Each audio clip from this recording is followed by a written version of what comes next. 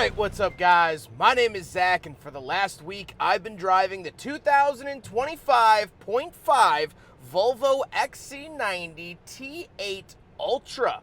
Up front is a 2.0 liter turbocharged inline 4, as well as a plug-in hybrid system, and down below is an 8-speed automatic transmission. Now, I am super excited to be making this video here today for several reasons, but the main fact is that I've done over 900 miles in this vehicle. It's one of my favorite vehicles, and this is updated for the 2025 and a half model year. That 0.5, we don't see it a whole lot in the auto industry, but they decided to revamp it and give it a facelift halfway through the 2025 model year, so you can find some 2025 Volvo XC90s that still look like the old pre-facelift. They switched it halfway through, so this is technically the 0.5.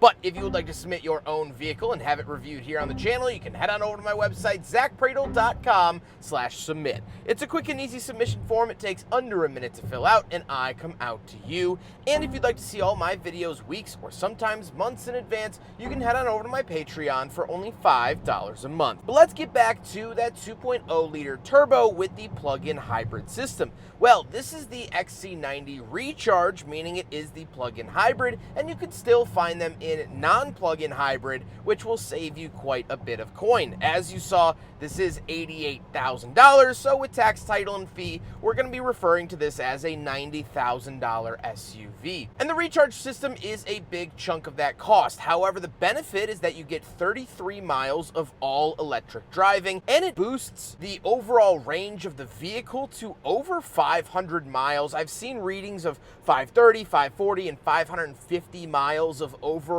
range using gas and electric. The other benefit is the power. The combined horsepower of the electric motor with the gasoline engine is 455 horsepower. This is a quick SUV. It's a very fun, very engaging SUV, and I really enjoy that powertrain. Now, a lot of people think that these are still supercharged and turbocharged. They are just turbocharged. So they did away with the twin charging a couple of years ago. Like I said, paired to it is an 8-speed automatic. Honestly, I haven't really felt it shift all that much. It's been really solid. No complaints about the transmission at all. And last but not least, it is all-wheel drive. So how does it feel to drive the XC90? Well, it's a very nice, very premium experience. It drives a little bit smaller than it actually is. This is Volvo's largest vehicle with 3 rows, and yet it doesn't feel obtuse on the road. It doesn't feel like I'm taking up extra space in parking lots, and that's been very nice, and we'll talk about that third row when we talk about the interior. Ride quality is nice. The interior sound is great. You might hear the fans blowing in the background. It is 109 degrees today while filming this vehicle, so I gotta keep the fans running if I'm gonna stay conscious. With that stuff out of the way, let's talk about the interior. Well, in front of me, I have completely digital gauges, and I actually really like this setup. It's very clear, very easy to read. Everything is laid out very well, and they don't try to brag about the fact that it's digital. A lot of modern companies will try to show you as much garbage as they can to just show off the fact that they can do it with a digital screen. Volvo keeps it very simple, and I like that a lot. On the steering wheel, on the left, we do have our adaptive cruise control options. And off to the right, we have our voice commands, pages, as well as our skip track and volume. Off to the left, we do have a climate control vent, tailgate release, and gas cap release. And moving out of the door, we have 3 memory seat options, our speaker for the Bowers & Wilkins sound system, lock and unlock, power mirrors and power windows, and we get this other speaker. This is a trend that I really don't like. This sort of cheese grater style speakers. It is metal, and it does feel sharp to the touch. The Rolls-Royce Cullinan also has a similar speaker grill that actually broke skin on me. So this is a trend that I wouldn't mind going away. Moving into the center, we get our bigger Bowers & Wilkins speaker. This is the best sound system, at least in terms of bass, I have found currently on the market. I had a 2023 XC90 Recharge, and I felt the same way. With the bass cranked, it will shake the neighborhood, and that is what I love. Down below, we have the infotainment system. So for 2025 and a half, they have updated this, and they made it a lot more user-friendly. I still don't love that the climate controls are only in the screen. I always prefer physical buttons. However, they have changed the user experience a little bit. The heated seat and cooled seat menus don't take up the full full screen anymore. They just are these little pop-up windows, which is pretty nice. And I do have to say, I complained in the past about when you do change the climate controls, it takes away your navigation. However, this has Google integrated, and so if you use the built-in Google Maps system, it will remain in your gauge cluster the entire time. So you can change your seat options, you can change your climate options, you can go through a bunch of different screens while maintaining your directions on the gauge cluster and in the head-up display. This is a lot better than it has been in years past. Overall, they reworked it a little bit. The drive modes aren't buried in a menu anymore. There's a little button for them, and I love this. So they are making strides at making this a better experience, and I have to applaud Volvo for that. Down below, we do have our physical volume knob, as well as our rear defrost and skip track and hazard switch. And then we have our crystal shifter off to the left. Very simple and easy to use. Start stop button, power parking brake, and auto holding brake. And off to the right, we do have cup holders that failed the big friggin' bottle test. However, we did have two full-size drive-through drinks in here. They both fit happily, and there is space for your phone to sit vertically up at the front. So functionality-wise, they do work very well. They just don't pass my silly little test. Then we do get a center console, two USB-Cs in there. This vehicle is exclusively USB-C, and I like that. The seats are very comfortable. They are heated, ventilated, power memory, and massaging. So you do have several different massage options you can pick from. Really, really love to see this from Volvo, and it made the road trip I took it on so much easier and more comfortable. I never felt my back getting strained or my legs getting tired. It was a very sublime experience. However, speaking of seats, we do have two more rows of seating. So let's go do some back seat reviews. All right, so we're in the second row of the Volvo XC90 Recharge from 2025 and a half. And a couple of things to note. First of all, you probably do hear the fan speeds pretty high. It is still over 100 degrees here today, and I'm trying to stay sane. But couple things to note. First of all, I'm 5'11", not a small guy. I can sit up normally. Head's not hitting the ceiling, even with my glasses on my head.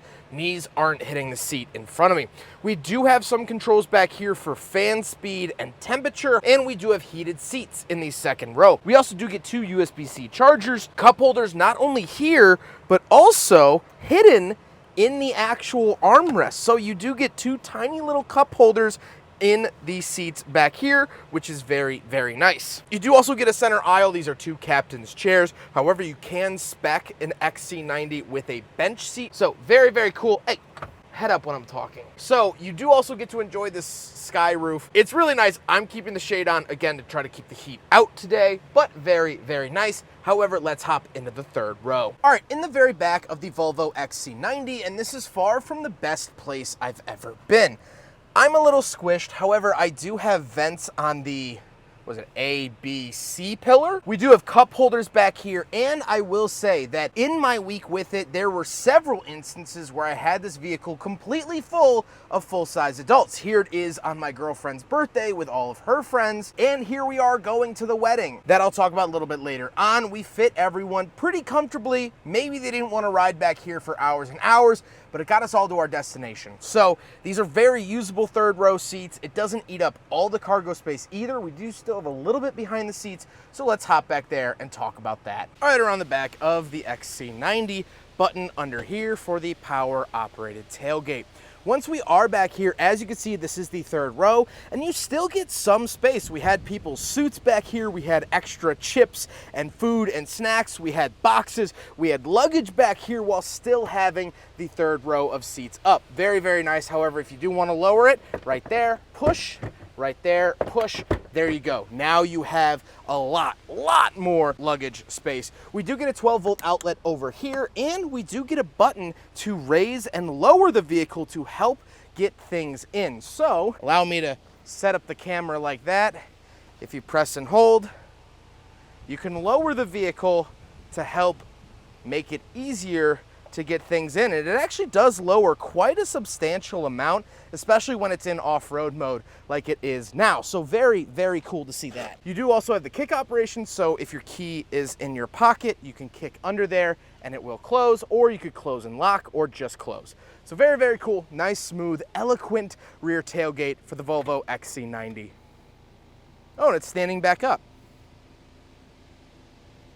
There you go. Now we gotta talk about the looks, and two things that really stand out to me. First of all, this deep purple color. In a lot of pictures and some videos, as you might see, it does look black. However, when it catches the light, it really captures the moment. It is such an interesting and beautiful color. I think that this has been one of my favorite parts of the car because it's not flashy, it's not in your face, but you catch it out of the corner of your eye and you're like, oh, that is purple. That's a beautiful color. And so I really like that, and that's going to go into the final thoughts segment as well. The other thing is that it does have air ride suspension, so with the different drive modes, you can put it into off-road mode and it'll lift the vehicle, but when you park it, it does sort of sit down. So it lowers the vehicle to make it easier to get in and out of, but it also adds this sort of lifelike quality of, you know, after running it for 6.5 hours straight to the northern tip of Michigan, it kind of sat down and took a break. You know, it was kind of breathing heavy. It made the vehicle sort of feel alive. So very, very cool. With all of that being said, let's get on to my final thoughts. What do I think driving the Volvo XC90 for not only the last week, but over 900 miles? Well, of course, I've really enjoyed this XC90. I love this car. It's one of my favorite cars that I get. Couple of downsides for sure. It's $90,000. You're gonna pay a pretty penny for this version. However, this is the ultimate. The XC90 does start a lot lower. But that honestly seems to be my only big concern, which, in all fairness, it's a pretty big one, but that's really it. I've loved driving it. The 33 miles of range has been great. I was fortunate enough to stay in a hotel that actually had a charger out front for free, so I got a free charge every night, 33 free miles every single day. It was fantastic. This car was so useful and so great over my time. So, I've been showing you the beauty shots of a nice, clean XC90, but let's transition now to what it really looks like when I was done with it. So, why did I put 900 miles on this vehicle? Well, I actually had a wedding up in Traverse City, Michigan. About a 6-hour drive from here in Chicago, and I used it all weekend for wedding duties. I had to pick up all of the groomsmen's stuff. I had to shuttle people around. I had to drive several people to their cars, and the wedding was at a vineyard with a good chunk of off-road paths. I threw it into off-road mode and got that raised suspension, which I'm not sure I would have made it through without it. And so I'd like to draw a comparison of this vehicle to where I was. Traverse City, Michigan, one of my favorite places to visit. Now, on paper, Traverse City, Michigan isn't super appealing, especially when compared to the Bahamas, compared to the Hamptons, compared to Hawaii. It might not be your first pick of destination, but it has everything I want. I love spending time on the water. It's a quaint little town. It has little mom and pop shops. If you love cherries, it's the cherry capital of the world. You see a lot of Volvos up there. There's a lot of Swedish and Norwegian heritage up in Traverse City, Michigan, so you do see quite a few of them, so I fit in pretty well. The reason I want to draw that comparison is because a lot of people think of luxury SUVs. What do you think of? You think Audi, you think Mercedes, you think BMW, you think Cadillac, and you think Lincoln. And sure, those are very flashy luxury SUVs. But what is luxury really? Luxury is able to freely do the things that you want and need to do when you want and need to do them. There's no restraints here with the Volvo XC90. With that electric charge, you have tons of range. If you want to plug in and save gas, you can. If you have to drive that long way, those 350 miles up to northern Michigan, you can do it without needing to rely on a charging network. I just kept filling this thing up with gas and kept it moving. I could freely do what I needed. When I needed to drive 6 people, I was able to do it. When I needed to drive just myself and my girlfriend, I was able to do it comfortably. Everyone was comfortable, everyone had their own seats. And so, like Traverse City, Michigan, the Volvo XC90 might not be your first pick when you want that luxury car. And sure, no one's bragging about going to Traverse City. It's not a postcard destination, but it's beautiful in its own right. You're gonna have just an amazing time like you would in those other locations. You're gonna have just as amazing of a time in this XC90 as you would in other luxury vehicles. When I told people I was driving a Volvo, I wouldn't say that their jaws hit the floor, but that's okay. I knew I was driving something good and special, and it did absolutely everything I needed it to do. I have really fallen head over heels for this car in the last 900 miles. This has been a true companion on the road trip of a lifetime. To see two of my oldest friends I've known for 12 years finally get married. To cherish old friendships and even forge some new ones. That's what the XC90 was able to provide for me. And that's why this car is so great. It might not be the first on everyone's list, but it has to be on the list. It just has to be. I hope you guys enjoyed the video. Huge thank you to Volvo for letting me borrow and road trip their new XC90. This has been absolutely wonderful. Huge thank you to Drive Shop for facilitating the cleaning, the extensive cleaning, and delivery of this vehicle, and of course, the Midwestern Automotive Media Association. But I hope you guys enjoyed the video. Don't forget to rate the video, comment on the video, and subscribe if you really liked it. Take care, guys.